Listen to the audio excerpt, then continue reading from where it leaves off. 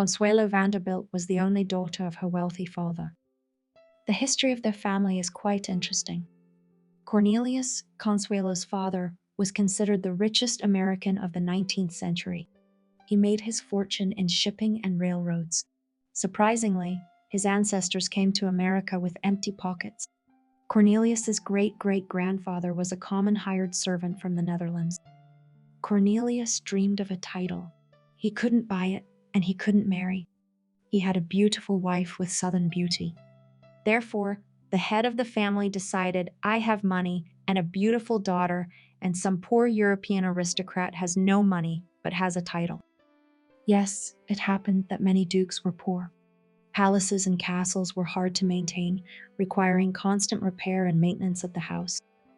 Charles Spencer Churchill, Duke of Marlborough, was chosen to marry Consuelo Vanderbilt.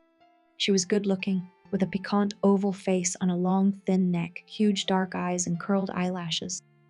She had cute dimples on her cheeks and tiny teeth. Consuelo was slender with a graceful posture, helped by a metal corset as a child, spoke a variety of languages, and was quite malleable. Consuelo's mother was responsible for her docile disposition, whipping her daughter in the arms and face for the slightest misbehavior.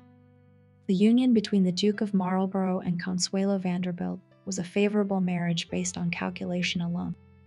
The couple were unhappy. Charles did not consider his wife a beauty, despite the universal admiration and a crowd of admirers near the new Duchess of Marlborough. Sir James Matthew Barrie, author of Peter Pan, said he stood outside all day to see Consuelo Marlborough get into a carriage. Poor Consuelo. This hateful marriage was imposed by her oppressive mother. Consuelo planned to run away from home with a famous American to whom she was secretly engaged. His name was Winthrop Rutherford.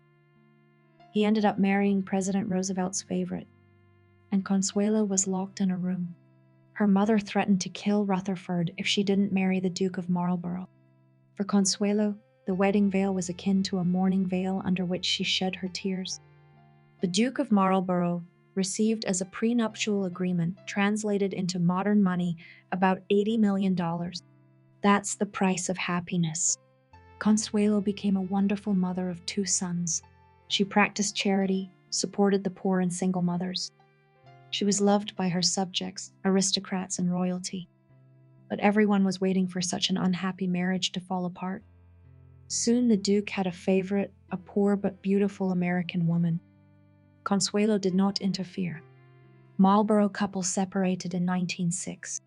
Consuelo did not immediately agree to divorce. Only 15 years later, when she wished to remarry, Charles and Consuelo were officially divorced. Surprisingly, Consuelo was cited by her mother.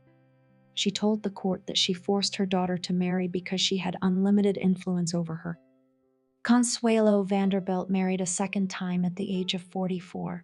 Her chosen man was French Lieutenant Colonel Jacques Balsan. She had finally found happiness. Jacques admitted that he fell in love with Consuelo when she was a 17-year-old unmarried girl. At that time, he realized that he would not be able to provide a decent life for the daughter of rich parents. This marriage was full of harmony, love, and tenderness of spouses to each other. Consuelo outlived her husband by several years. She passed away in 1964 at the age of 87 years. And thanks to her example, we can see that title and money will not make a person happy if the wrong person is around.